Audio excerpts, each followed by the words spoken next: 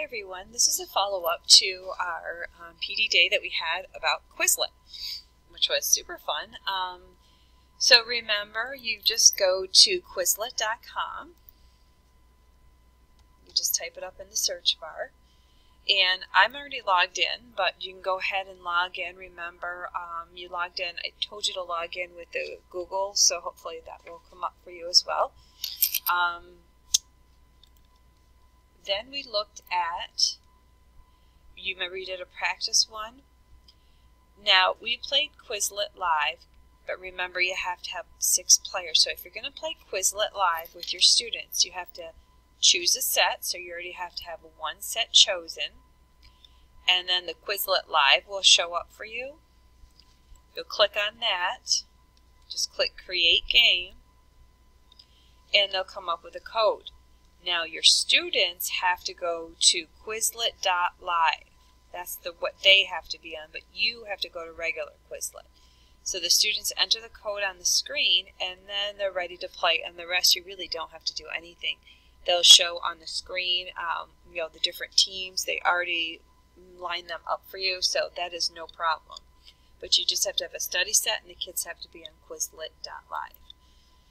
Now, if you want the students to, hopefully your accounts are okay. If you want your students to study a set that they've already made, you can do 2 things. You can make your own set, or you can go ahead and search for a set here. Let's say that I wanted to do one on angles. Okay, so there's all kinds of things here. So they give you a preview of what it is. So let's say I like this one here. I can go ahead and click on it. And then over here, I can, I can make a copy. So I make a copy of this, and I name it my name just so I know that it's mine. And I can create it. And then I can edit it however I want to. I can change this question so it becomes mine. So that's pretty cool. You can look for things that are already out there, or you can use the ones that you've already set up. So I want to go back to my study sets. So you can go right here under your name and go to your study sets. Now let's say that I want to,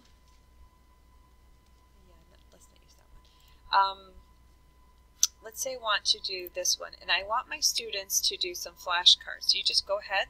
56. You can give them a QR code. You can give them the link. You can open it up on the computer for them. You can open it up on the iPad. If you have iPads, there's an easy way. I can show you an easy QR code way to get it. Or you can put it on your class pages, the link on the class pages, however it is that you communicate with your students. So they can do it like this.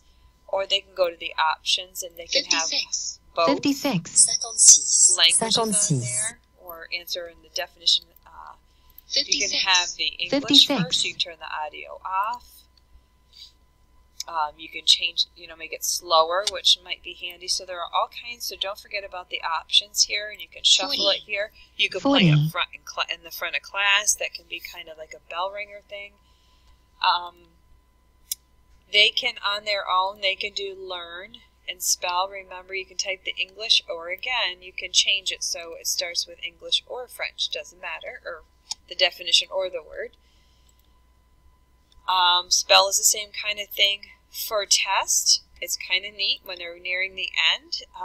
They can, the end of the lesson or the unit, you can have them check and uncheck this as they want. You can start with French, English, or both. You can say how many questions, and then when you create the test, they go right ahead in there and type it, and then they submit, and they just check here, and then when they go right ahead, and it gives you, I got a 0, and it gives you the correct answers. So I do really like that as well.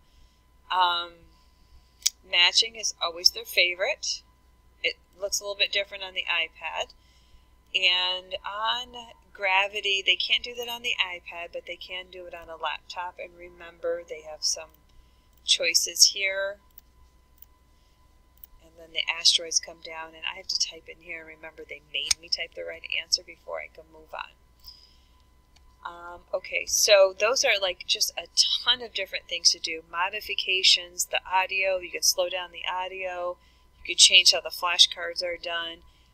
Really just, and you can print them. I think I had that question too. So you can go ahead and print the list out for your students so that, you know, for whatever reason that might work for you. Okay, and we talked about naming, you know, you named a set. So when you want to create your own set, you can just go up here to create, and then you're going to name it. And then you might be typing in English, and maybe if you were doing antonyms and so on, you can add pictures in there. Okay, so, and they made me choose my language, and when you're done with that, you would click Create.